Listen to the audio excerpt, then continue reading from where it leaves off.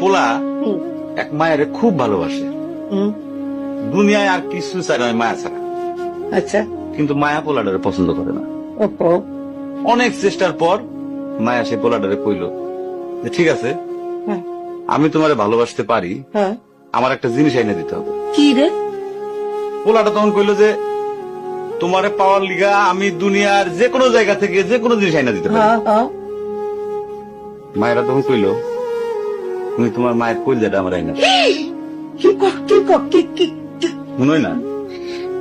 কি গল্প শোনালি দিদু? পোলা তখন দৌড়াইতে দৌড়াইতে তার মায়ের কাছে গেল, হ্যাঁ, মারে যায় কইল হ্যাঁ, মা আমি একটা মায়ের ভালোবাসছি, আমি তারে ছাড়া বাঁচিনি, হ্যাঁ। কিন্তু ওই মায়া আমার একটা জিনিস নিয়ে যাইতে কইছে, সেটা হলো তোমার কলিজা। তুমি যদি তোমার কলিজাটা আমারে দাও, ওই মায়াটা কলিজাটা পাইলে আমার ভালোবাসবে।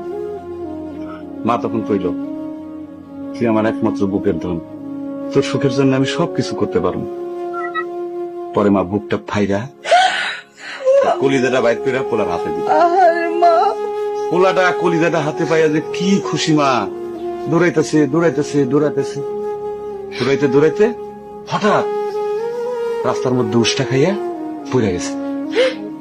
হাতের কলিজাটা হাতের থেকে ছুইটা রাস্তার মধ্যে পড়ছে। তখন মায়ের কলিজাটা কইতেছে ব্যথা পাইছো বাজান?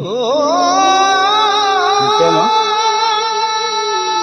কোন মায়া যদি এইরকম কয়, সেই মায়ের আমি, আমার মনে হয় জগতের সব মায়ের একরকম, মা আমি পারো না, মা আমি তোমার ছাড়া আমি থাকতে পারবো না, মা।